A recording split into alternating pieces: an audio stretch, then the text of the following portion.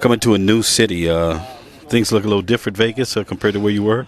Yeah, absolutely. Only been out to Vegas one time for a few days, but good place to be, a lot to do. So looking forward to the opportunity here. Now we got the video rolling too. You got tats. Can you describe what you got there? Yeah, I just got a little, kind of a good versus evil theme going on here. A lot of skulls and whatnot on this side, and this side I got a little American dreaming. Day I was called up to the big leagues, big day. So pretty cool. Now the first one, did you scream? Oh yeah, all of them I do. They all hurt. So whoever tells you that they don't, they're lying. So how many tats total? How much ink?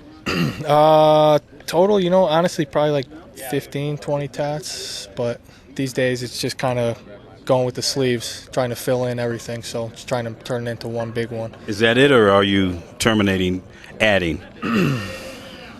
Well, I always said I just do upper body. So this spring training, I got my whole chest and sternum done. So I got still some spots to fill in. You're still working. Now, before we get to baseball, December 30th is when I celebrate a birthday.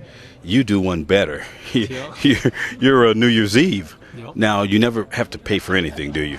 You know what? Actually, the last 2 years I did, just because I was in the big leagues for the whole time. So, the family would bring me out, and I'd take care of them. So, but I don't mind doing that. Is that a cool thing, being on December 31st, birthday? Yeah, younger as a kid, I always got shafted around Christmas time with the presents. Kind of birthday, Christmas. Here's one, but these days, I get a few. So. Left-handed pitcher for the 51s, Jesse Carlson, here on ESPN Radio 1100.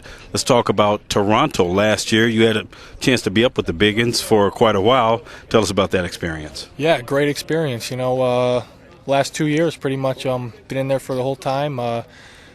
Great place to be, great city, great teammates, great coaches. So, just hoping to get back there soon. Did you have a moment where you went up against a real fierce hitter? And if so, describe what happened. Well, I'd say the two guys that really gave me, trouble would be Matsui and Morneau. Just professional hitters. Never changed my approach when those guys were up there. They just kind of always seemed to see the ball a little bit better. So they hit it farther? Matsui got me a few times, but, I try to keep it in the park for the most part. How about in your corner? Who did you put the K to? I got both of them. I think I got both of them. Morneau I got, and I'm not sure. I got Matsui out a few times, but I don't think I struck him out. So, but Morneau I got. That's good work. You're 28, so 2 years you've had a chance to scratch up and get your name written in the big leagues. What would you say to guys coming up? Because the minor leagues, let's face it, is nothing like being on the dream field. What advice would you give guys pursuing the big league career? I would just say mental preparation, day in and day out.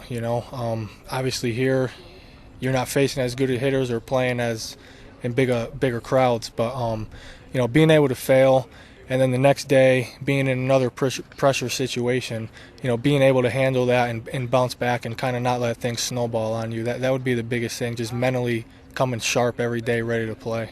How hard do you throw, and what is your pet pitch? Assortment of pitches. I'm anywhere from 88 to I topped out as high as 92 up in the big leagues, and my go-to pitch is usually my breaking ball. So when that's on, things usually are going my way. And finally, with the fact that you played the minors for a few years and then 2 up in Toronto, worst field you've ever played on? In the big leagues? Well, bigs and ever. Little league. Man, I'd say I started my career in Oneonta, New York, and that was terrible. So what was wrong? Everything. The outfield was sloped down about 10 feet. You couldn't see you saw about the outfielder's knees sitting from the dugout. So I'd say that was probably up there. Anything else wrong with that facility? Clubhouse, terrible. How about the mound? The mound was all right. Bullpen? Bullpen was pretty good. But the overall field, it was suspect, man. So. And finally, you ever been in any team brawls? Yeah.